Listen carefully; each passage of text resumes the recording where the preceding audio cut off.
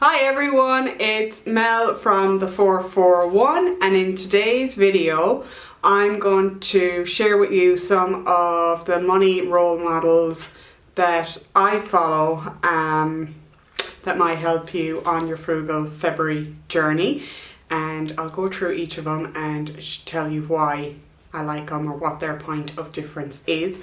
And of course there is hundreds of them out there.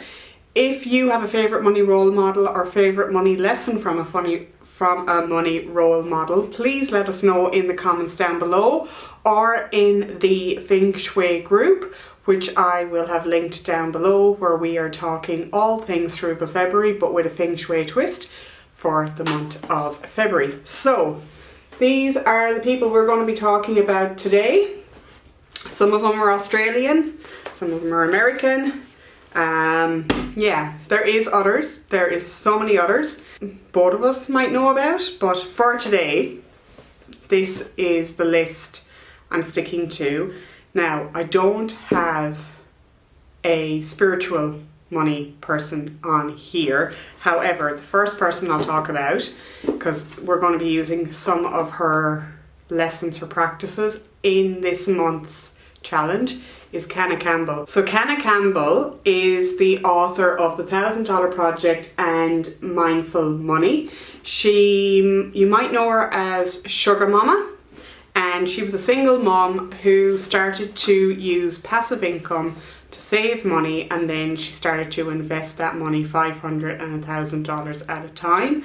I have been following this woman for about 5 years on and off. Just starting to get back into her again, and what's really cool is she's big into the manifesting side of things as well, so that is amazing to have that. And I know she has tried to do Gabby Bernstein's manifesting challenge, so that's cool because I learned about her a while ago, kind of went away from her. She's obviously doing her thing, and now that I kind of checked back in on her, because one of the things I want to focus on this year is my money and my passive income and all that, and really hitting some savings goals. So you kind of go back to what you know, don't you? And yeah, I see that she's kind of really into the whole money manifesting stuff now, which is amazing. So what do we want to learn from Canna Campbell? She does this thing called the $1,000 Project. And I'm pretty sure she does Frugal February as well. But the $1,000 Project is where you save money. So when you save money passively, like you get a takeaway coffee every day and you go out for the coffee and you're like, oh, I've got my free coffee from my coffee card, therefore I've saved $5 today. She then takes that $5 and she'll put it into a jar if it's cash, or if it is like a bank transfer, she has a separate account that's named the $1,000 Project account. She transfers that in, therefore she's got $5. She goes grocery shopping, and her cereal that she usually buys is 2 for $7 instead of $10 for 2. Take that $3, put it into your savings account. When you reach your nominated amount, she has it at $1,000, it can be $100, it can be $500. She then takes that chunk of money and she invests it in shares. But you don't need to use it as shares. You can put it towards a loan you're paying off, a holiday you're saving for, a mortgage. I can't remember exactly how many of these I've done. It's definitely been 4 or 5, and I was big into her stuff back in 2018, 2017, and I know from back then I used 2, I think. So from the Canna Campbell $1,000 Project, I saved $2,000 to go to a mortgage. I think I saved $2,000 to go towards braces, because I had to get braces and double jaw surgery back then. And I think I saved about $1,000 for a holiday or something as well. So I highly, highly recommend you check her out. She is on YouTube, she's on Instagram. I think she has a podcast, Financial Fireplay, I think it's called. I will link them in the description. But for us, on the basis, if you've been following along on Instagram, on the private group, or on email, if you're on the email list, we have, now this is the older one, this is a draft mode, but we have a Frugal February calendar, and one of the first things I asked you guys to do was to either create a jar or create a savings account and call it Frugal February, so that any money we save, so say for example, if normally we budget $300 on groceries and we're using up what we have in the fridge, we then take that $150 and we're putting it into Frugal February savings. So yeah, so that's Canna Campbell. That's kind of what we're taking from her. The next one is not quite Frugal February. I've just started to read it, but I do think we need to bear it in mind if you are going to be, because later on in the challenge there will be a day where I give you guys a challenge of shopping around for, you know, your mortgage or your subscriptions or whatever. Super is something else to look at. This one is by Nicole Haddo, and it's the Ethical Investor. So if you are going to start investing, I highly recommend that you take a read of this book. I am only part of the way through it. I actually picked it up from the library a while ago, read part of it, had to drop it back because somebody else had a hold on it, and then I just picked it up again the other day because when I dropped it back I was like, I'll just get the ebook. Unfortunately there is no ebook for this one, so I'm giving this another go, but it's all about making sure that you are investing where you want to invest. Like this lady said that she spoke to a doctor who helps people with lung cancer, but yet her shares were investing in, I think it was cigarettes or something. So she was horrified. She was like, how come my money is supporting this and then this is what I'm trying to fix in my life? As some of you know, I am big into environmentally friendly, low tox, reduce, reuse, recycle, circular economy, all of that.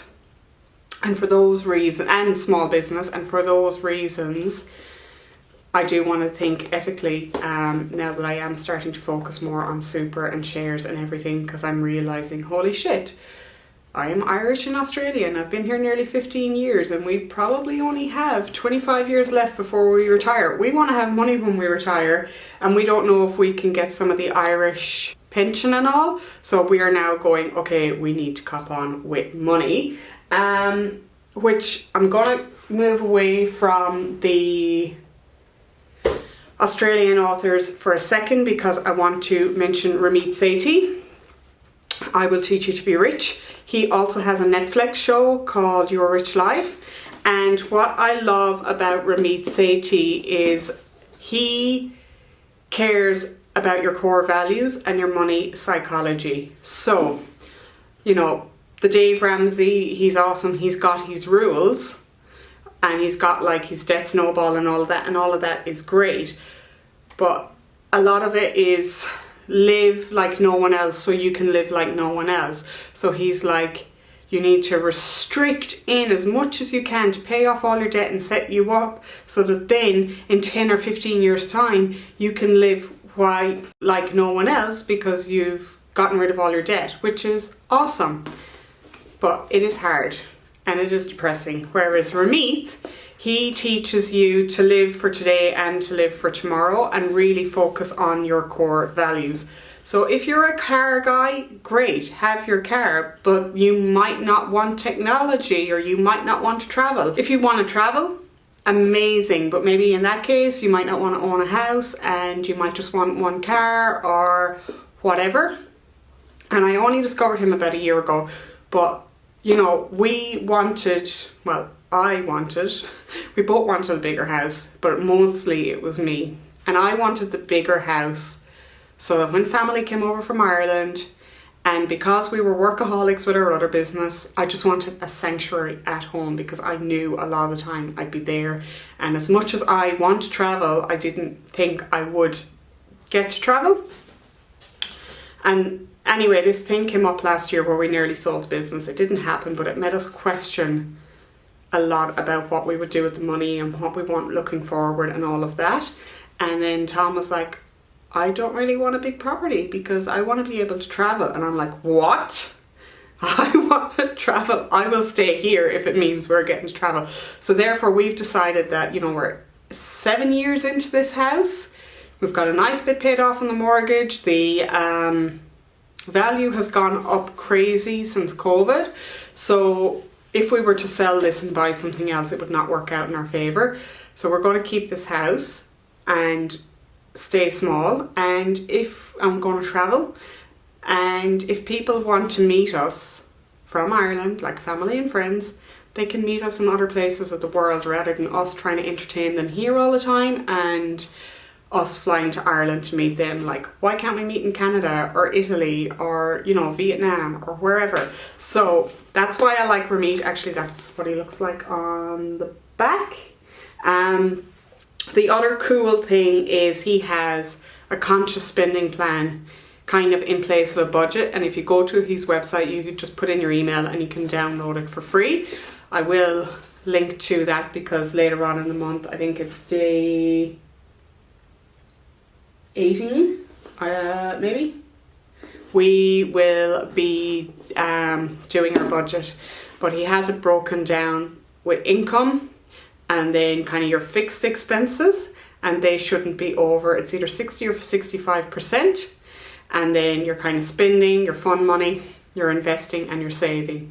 So with him, he thinks it should be, say if it's 60% living expenses, 20% kind of fun, 20% then is made up of investing and saving, so 10% and 10% or whatever. Now that would include your super or your retirement fund depending on where you're watching this, but it calculates and it tells you where you're at. So therefore you know that, oh my god, I'm at 69%, I'm not, why are my living expenses so high, where can I reduce them, or I'm good, or I'd really like to be earning more, or, you know, investing more or saving more or whatever the case may be. He has loads of videos on it on his YouTube. He's got a really long podcast where he interviews couples that have applied to go on his show, which is amazing. It's an amazing podcast. I binge listen to it in the car. But yeah, so that is Ramit. He is your boy for investing and also the conscious spending plan and also money psychology. So then we've got the Barefoot Investor. Sorry, my two phones are just going off for a minute. Barefoot Investor is Scott Pape and he is Aussie. Now it's kind of similar to Ramit. So these two are a little bit same but different. I like how with his he gives you the spreadsheet and then it auto calculates it. Barefoot Investor, like that was a revolution here like 5 years ago. And he's come out with books for kids as well, which is awesome. And I do know he's trying to do a school program, which would be amazing if that happens. I'm just trying to see if I can find, there you go. So he's got his barefoot steps. So, you know, step 1 is this, step 2 is that. So it's have your emergency fund, go on a monthly date with your partner where you talk about your money goals, which, you know, Ramit talks about as well. Step 2 is set up your buckets. The buckets again is the 60% should be like your living expenses, 10% to long-term savings, 10% to fun money, 5% to fun money, 5% to splurge, and where are the buckets? Sorry, that took a minute.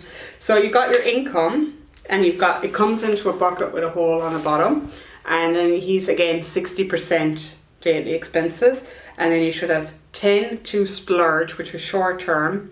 That is like you're eating out, you're going to the cinema, you're buying a handbag or a pair of shoes or whatever. 10% to long term, which I believe is your holidays, and then 20% to your fire extinguisher.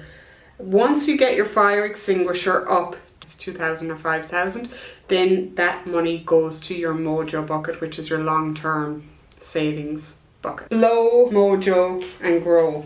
Yeah, so that is Scott Pay, and again it's same but different with Ramit. Ramit brings back in a lot of the money psychology. Scott does do the whole teamwork makes the dream work with your partner. He's got some great books out there for the kids as well. It's all probably same but different, but you know, we each click with somebody else. So one person might love his approach, one person might love his approach, and somebody else might love Canna Campbell over here. So each their own, which is why I'm giving you 5 options. But I do really like him. He talks a lot as well about like how to save money on products, so he recommended everybody to go to ING. Sorry guys, the work phone rang. I'm going to leave it there on Ramit and Scott Pape, and I'm going to give you one bonus one. So this one is more if you're in business. However, well, it's kind of the same when you stop and think about it, but I do love the concept. So it is taking a percentage and putting it aside for long-term savings, and it's for business. So this is Profit First by Mike Michalowicz. If you are not familiar with Mike Michalowicz, he is a small business author / entrepreneur. This is a very old photo of him because he now has a beard. But he is pretty awesome. I have taken one of his courses, which is Run Like Clockwork, which is all about business efficiency. So they're kind of the 2 main books he's most famously known for, but he's got like 6 or 7 books. He's just constantly trying to fix people's problems when it comes to small business. And in Profit First, it is American, but the basic concept is, say I had a Feng Shui consultation and I charged $200 for that consultation.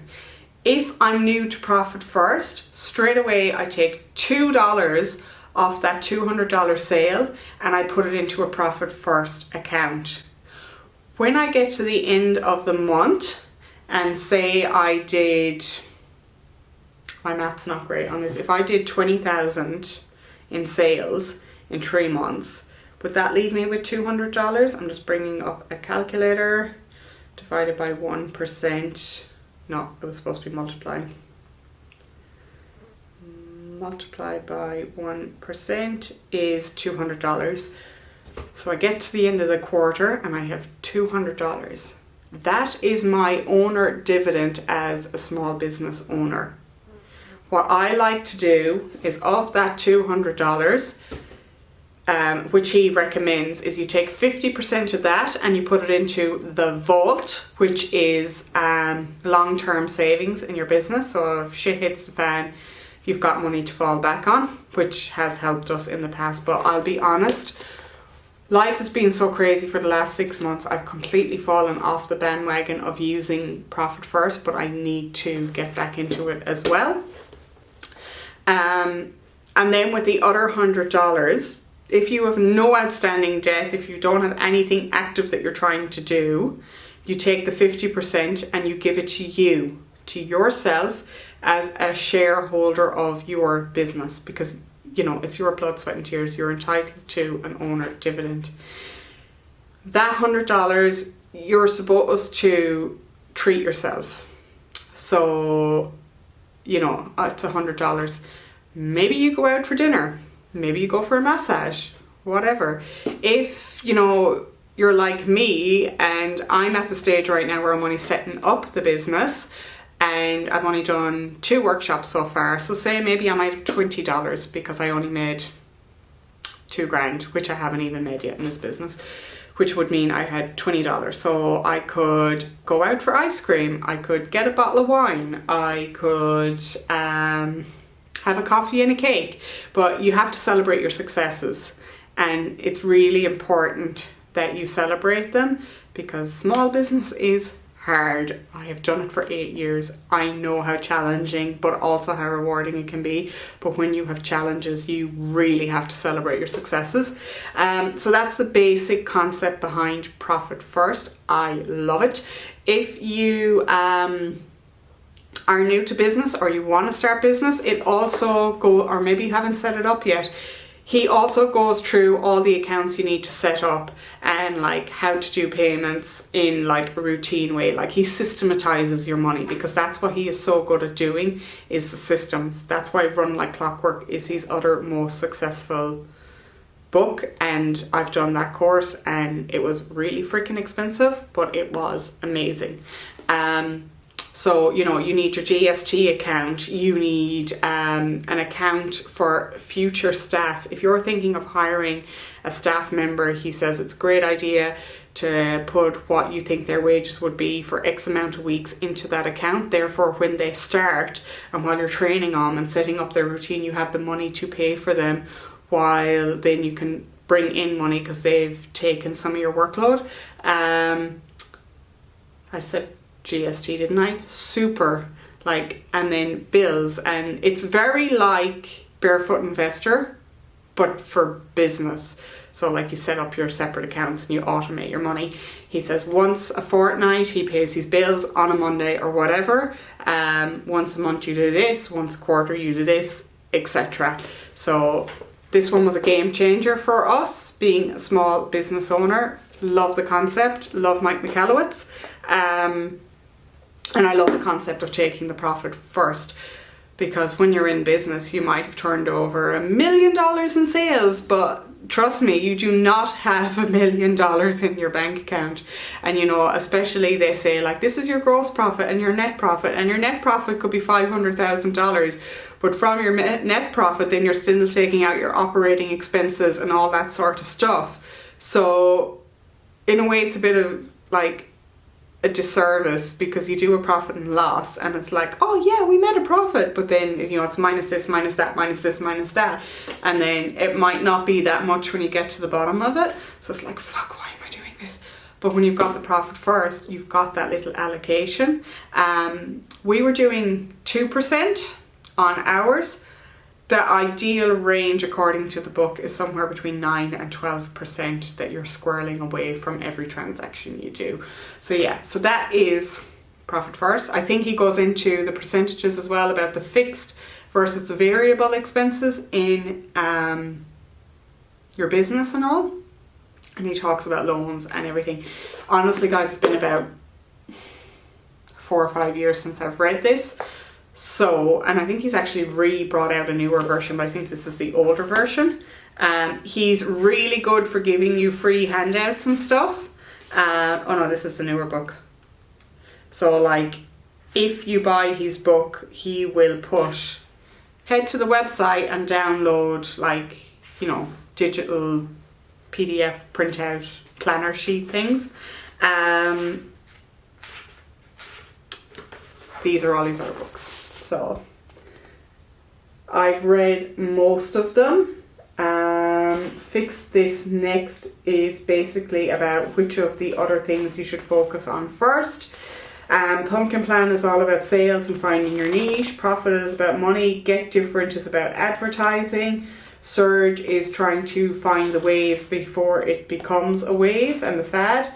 And the Toilet Paper Entrepreneur is all about starting a new business. So that is Mike Michalowicz and Profit First. So these are the 5 books that we covered today. There are many others.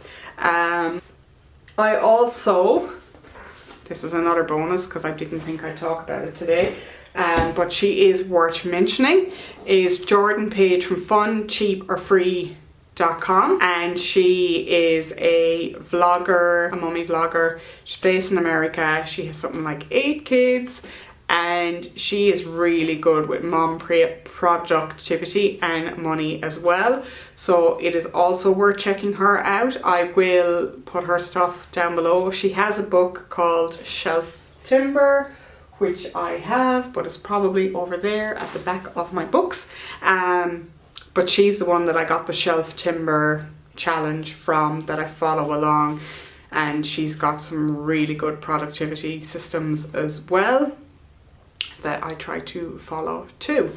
So I hoped this video helped.